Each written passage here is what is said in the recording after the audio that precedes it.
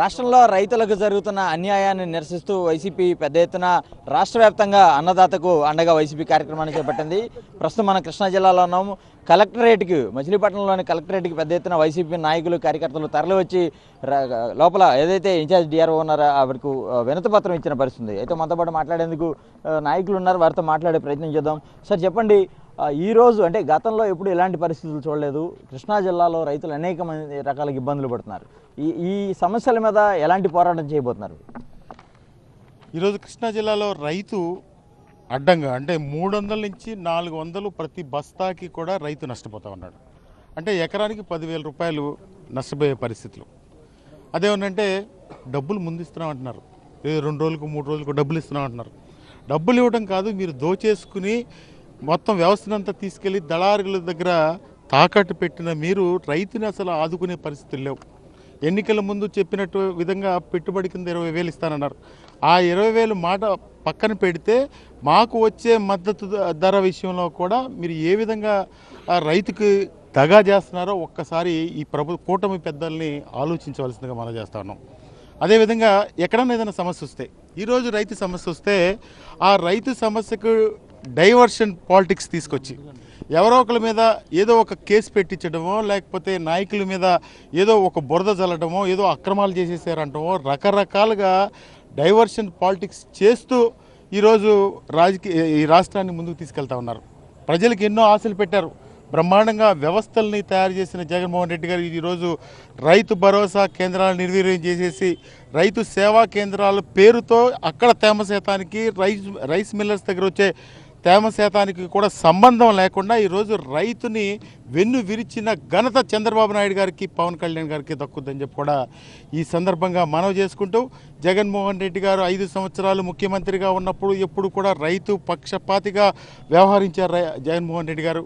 ఆ input subsidy ఇచ్చే విషయంలో కానీ, ఇన్సూరెన్స్ ఇచ్చే విషయంలో కానీ ఒక పారదర్శకతతో, ఒక కమిట్మెంట్తో ఎప్పటికప్పుడు రైతులకి సేవ చేస్తూ జగన్మోహన్ రెడ్డి గారు ముందుకెళ్లారు. దానికి విభిన్నంగా ఈరోజు ఇక్కడ పరిపాలన జరుగుతూ ఉందని చెప్పి మనం చేస్తూ ఉన్నాం. ఈరోజు మీ ద్వారా ఈ కూటమి ప్రభుత్వానికి హెచ్చరిస్తూ ఉన్నాం. ఏదైతే రైతుకు మీరు మద్దతు ధర ఇవ్వకపోతే, ఇప్పుడు దాదాపు 20% అయిన ఇంకా 80% ధాన్యం ఉన్నాయి, మీరు మద్దతు ధర ఇవ్వకుండా ఈ వ్యవస్థ అంతా తీసుకొచ్చి దళారుల చేతులు పెడితే ప్రజలు మీకు బుద్ధి చెప్తారు. వైఎస్ఆర్ కాంగ్రెస్ పార్టీ తరఫున పోరాటం ఎప్పుడు ఇంకా ముందుకు తీసుకెళ్తామని చెప్పి కూడా మనం చేస్తా ఉన్నాం. సార్, ఇప్పుడు ఇలాంటి పరిస్థితి చూసారా సార్? గతంలో ఎప్పుడైనా ఎలాంటి పరిస్థితులు చూసారా మీ దగ్గర? సార్, గత ప్రభుత్వంలో ఈసారి వర్షం పడింది ఒక్కరోజు వర్షానికే రోడ్లెక్కి రైతాంగం చాలా ఇబ్బంది పడుతున్నారు. పోయినసారి నెలబారున వర్షాలు పడుతున్నా మేమందరం మిల్లుల చుట్టూ, మిల్లర్స్ చుట్టూ అధికారులను వెంబడేసుకు తిరిగి ఎక్కడా ఇబ్బంది లేకుండా దాన్ని సక్రమంగా చేసాం. ఇవాళ కూడా మేము చెప్పేదంటే ఈ ప్రభుత్వాన్ని మీద యుద్ధానికి రావట్లా, మీరు రైతుకి ఇబ్బంది లేకుండా చేసి పెట్టమని అడుగుతున్నాం. కారణం ఏంటంటే రైతుకు సంబంధించి ప్రతి సంవత్సరం ప్రకృతి వైపరీత్యాలు ఈ రావడం మామూలే. ఈ వచ్చినప్పుడు ప్రభుత్వం బాధ్యతగా తీసుకోవాలా, మిల్లర్స్తో కుమ్మక్క కాకూడదు. ఇక్కడ మిల్లర్స్తో కుమ్మక్కయ్యి కమిషన్ దారితో ఒడ్డు కనిపిస్తా కమిషన్ దగ్గర నుంచి వెళ్తున్నాయి. ఇవాళ లాస్ట్ ఇయర్ బీపీటీలు, మిషన్తో కోసిన బీపీటీలు లోడ్ చేస్తే 2200, 21 ఇచ్చేవాళ్ళు. ఇవాళ కొనేవాళ్ళు లేరు. 1400కి 1500 కూడా కొనేవాళ్ళు లేరు. దీన్ని రెక్టిఫై చేయమని అడుగుతున్నాం. దానికి ఎక్కడ పడితే అక్కడ అరెస్టులు, ఈ తగువులు, పోలీసు అడ్డం పెడతాం, ఇవన్నీ ఏమి బాగోలా. ఇవాళ కడపలో మీరు అందరూ చూస్తూ ఉన్నారు, నీటి సంఘాలు ఎలక్షన్ జరుగుతుంటే దాని కవరేజ్కి వెళ్ళిన మీడియా మిత్రుల మీదగా దెబ్బలాటికి వెళ్ళి కొట్టి కెమెరాలు లాక్కునే పరిస్థితి వచ్చింది. ఇదంతా ఏంటంటే ప్రభుత్వం ఏమీ చేయలేక అసమర్థ పాలన అయినప్పుడు ఇటువంటి పనులు చేస్తారు. మాట్లాడితే జగన్మోహన్ రెడ్డి గారు ఈ రాష్ట్రాన్ని ఆర్థికంగా ముంచేసాడు అన్నాడు.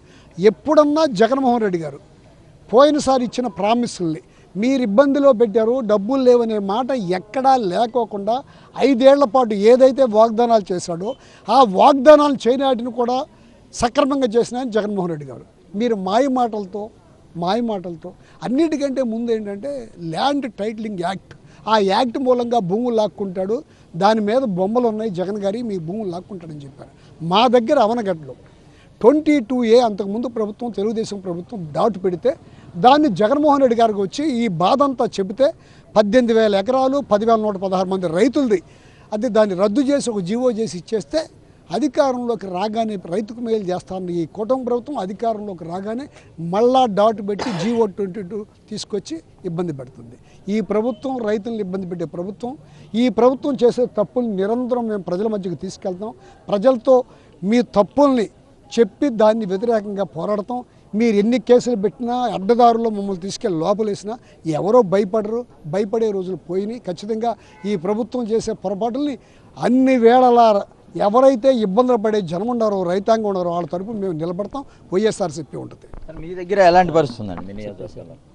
అన్ని చోట్ల కూడా జిల్లా వ్యాప్తంగా ఇదే పరిస్థితి. ఎందుకంటే రైతు ఆరుగాలం పండించి తన కాయ కష్టంతో ఈవేళ చేతికొచ్చిన పంటని ఎంత దుర్మార్గం అంటే గడిచిన సంవత్సరం ఇదే టైంలో చాలా భారీ తుఫాన్ వచ్చింది. మొత్తం అంతా పంట అంతా కూడా నీట మునిగిపోయి తేలియాడుతూ ఉంది. అలాంటి పరిస్థితుల్లో అంటే తేలియాడి పంట ఉన్నటువంటి పరిస్థితి తెగుడైపోయినాయి బియ్యం వడ్లు కూడా. అలాంటి వడ్లను కూడా జగన్ గారు 1400 1500 కొన్నారు లీస్ట్ ప్రైస్. ఫైన్ క్వాలిటీ ఉంటే 1700 1800 వరకు వచ్చినాయి. ఈవేళ ఫైన్ క్వాలిటీని 1200 1300 1400 ఆ మాదిరి కొంటా ఉన్నారు. అంటే ఈ సంవత్సరం మీరు గమనించినట్టయితే గతానికి ఇప్పటికి కూడా వాతావరణం ఈసారి అనుకూలంగా ఉంది రైతాంగానికి. అయినా సరే మిల్లర్లతో కుమ్మక్కైపోయి ప్రభుత్వం ఖచ్చితంగా రైతుల్ని నడ్డివిరుస్తూ ఉన్నది. అన్ని చోట్ల కూడా ఇదే తంతు ఉంది. కాబట్టి మేము జగన్మోహన్ రెడ్డి గారు తరపున ప్రజల తరపున ఖచ్చితంగా ఎలాంటి సమస్య వచ్చినా రైతుకు అండగా ఉండి ప్రశ్నిస్తా వాళ్ళకి అండదండగా ఉంటాం. మీరు చెప్పండి, మీ నియోజకవర్గంలో మంత్రి పర్యటించారు. ఈరోజు దాదాపుగా 15 రోజుల పైన అవుతుంది. ఇంకేముంది, తెల్లారగల్లా కొనేస్తాం ధాన్యం అన్నారు. అలానే పరిస్థితి ఉందా ఇప్పటికీ?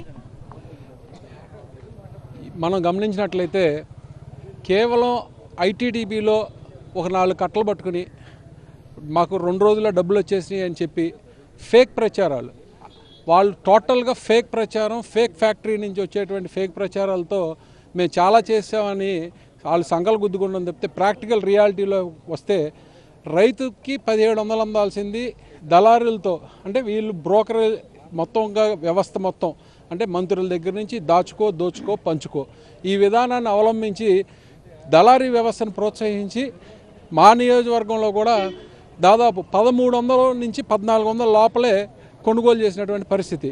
మీరు ద్వారా నేను తెలియజేస్తాను, సాక్షాత్తు మంత్రి గారిని రమ్మనండి, నా నియోజకవర్గంలో ప్రతి విలేజ్కి కూడా తీసుకెళ్తా. మీరు కనుక 1700కి 1725 కనుక కొనుగోలు చేశారని చెప్తే మీకు దండేసి సన్మానం చేస్తా. అయితే మనం చూస్తున్నాము, రైతులు పూర్తిగా టీడీపీ కూటమి ప్రభుత్వంలో నష్టపోతున్నారు. వారిని దగాకు గురవుతున్న పరిస్థితి ఉంది. ఇప్పటికైనా సరే ఖచ్చితంగా రైతుకు మద్దతు ధర ఇవ్వాలి, అలాగే ధాన్యాన్ని కొనుగోలు చేయాలి. ధాన్యాన్ని కొనుగోలు చేస్తున్నాము మద్దతు ధరకని మంత్రి చెప్తే కనుక నిరూపిస్తే ఆయనకి సన్మానం కూడా చేస్తామని వైసీపీ నేతలు తెలియజేస్తున్న పరిస్థితి కనబడుతుంది. కెమెరా పర్సన్ బాలు మహేంద్రతో అశోక్, సాక్షి టీవీ, మచిలీపట్నం నుంచి.